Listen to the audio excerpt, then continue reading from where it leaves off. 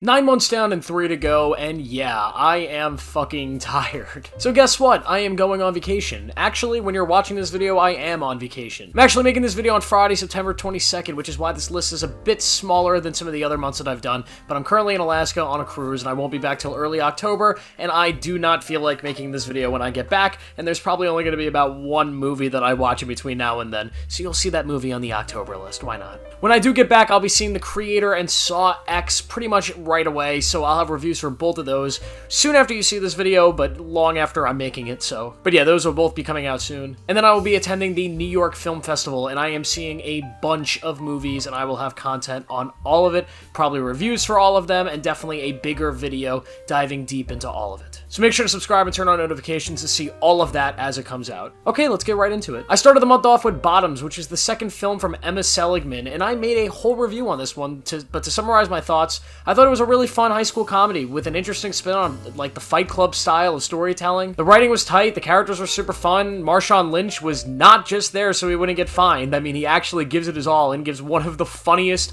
and most surprising performances of the year. And ultimately, it was a great time. It was a lot of fun. I just thought it was a little bit too silly at times for me, and I wish it could have been a little bit more grounded on certain parts. Then I saw Shiva Baby, and I loved it. Shiva Baby is the first film from Seligman, and it stars Rachel Sennott as an awkward Jewish girl who goes to a funeral with her family, only to run into her sugar daddy and her ex-girlfriend. Simple enough, right? The whole film is just a chaotic shit show about a girl who's dealing with this obvious comedic and also just ridiculous scenario. But the film also has some deep-cutting themes and pretty good points. It has a lot to say, and I thought all the points that I wanted to hit, it hit well. Sennott is so good here, and the whole cast does a really good job. I mean, the acting in this movie is so much better than it had any right to be. But the real champion here is the writing. This is one of the best screenplays I have seen, acted out in a movie in a very long time. The screenplay is super tight, super fast-paced, and just really awesome. It honestly feels really close to something you would expect in like a full episode of Succession. This felt like an episode of Succession, if I'm going to be completely honest with you, which is amazing. With the chaos mixed with comedy, great performances, and just constant surprises, this is an absolute hit. It is a phenomenal movie.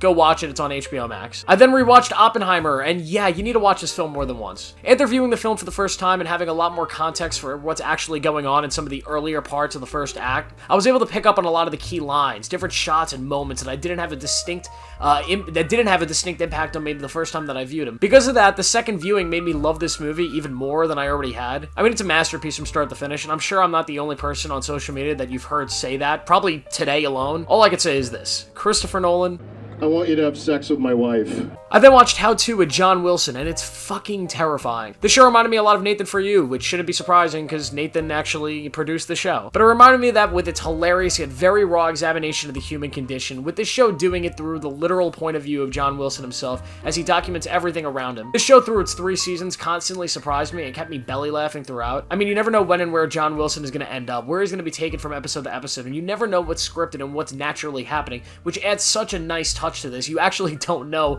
what's actually a part of the show and what's just happening to him. This show is terrifying, mainly because it felt so easy. Like, anyone should be able to make or produce a show like this, as long as you have a camera and, like, some way to edit the clips together. That's all you really need. But somehow John Wilson brings such a unique charm, or maybe lack of charm, to this, like, character and this show that it makes it so easy to understand why this series specifically works for him and why this show wouldn't work with somebody else doing it. And it's just brilliant. I then rewatched most of The Last Airbender. This is easily the best animated show I've ever watched, and was one of the most instrumental TV shows from my childhood. The series is gorgeous with its animation, the music is legendary, the story is not only a coming-of-age tale, but an epic war story about an unwilling soldier seeking a path to heal the world without destruction, without self-caused destruction. It's such a cool world, it has such cool lore, and just honestly a perfect series that I still get chills rewatching. Then I watched Netflix's One Piece, and I made a whole video on this one as well. So all I'll say is I really liked it, but it was missing some core components that truly make One Piece, and because of that,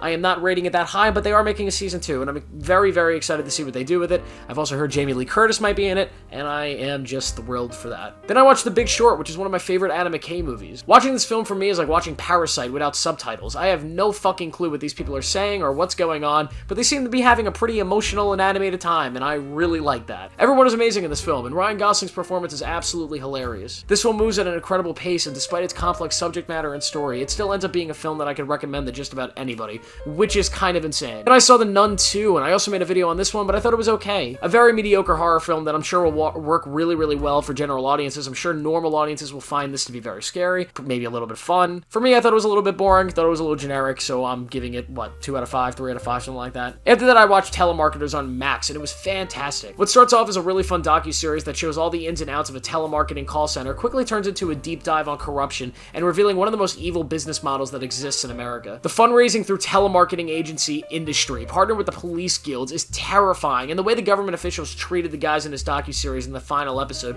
was just downright disgraceful, and honestly, it kind of pissed me off the way they were treated. I definitely recommend watching this series, even if it's just for Pat alone. I mean, Pat's a fucking legend. After that, I watched Stand By Me, and I'm not gonna lie to you guys, I fell asleep halfway through this one, and I didn't really finish it until about a week later, so my opinion here probably sucks, but I thought it was okay. This is pretty standard stuff from an emotional point of view. I mean, the characters are fun, the writing is good. A lot of people love this movie, so I'm not gonna sit here and tell you that I'm right giving it a 3 out of 5. I don't know. I was tired watching it. It didn't fully work for me. The most notable part of the movie is when some guy says, Boy, are you fat. I also started watching Seinfeld. I'll have more on this next month when I get deeper into the show, but I really love it so far. This show is about nothing, which allows it to kind of cover everything thematically. It's endlessly funny, has charming characters, and a really unique structure with clips of Jerry Steinfeld's stand-up sessions mixed throughout. There's also a lot of Mets stuff in here, because yes, baby, it's all about the Mets. I'm also watching Abbott Elementary. This is probably the best Office-type show that I've seen outside of The Office. It's legitimately hilarious with a strong cast and a cool concept for a workplace sitcom. There are moments in the show that left me absolutely dying of laughter, mainly with the stuff that comes from Principal Coleman, played amazingly by Janelle James. Tyler James Williams is also here. He went from playing Everybody Hates Chris to Everyone Ate Chris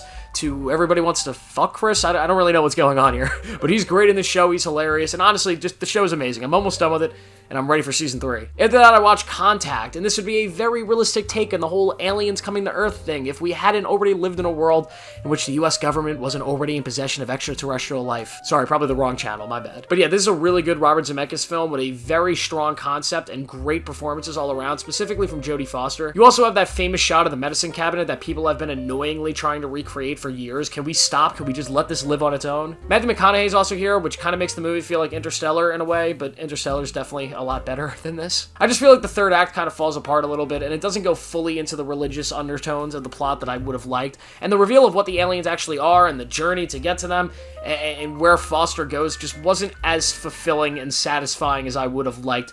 Maybe because the CGI was kind of ass. I then watched Martin Scorsese's first ever movie, and it was fucking boring, so let's move on. I then checked out It Lives Inside, and I just posted a video on this one as well, link in the description. But it was okay, just sort of a long and boring horror movie with underdeveloped characters and little to no scares at all, because, you know, it's a horror movie. You gotta have scares, and this movie just does not have enough of them. But hey, they got a cool practical monster in the third act, so, yeah. I also saw Dumb Money. I also have a video on this one as well, so that'll be down, linked below. This is a prequel to The Batman, where a guy live streams himself taking on the system, betting against the Wall Street dickheads, taking it to the man before eventually failing and becoming the Riddler.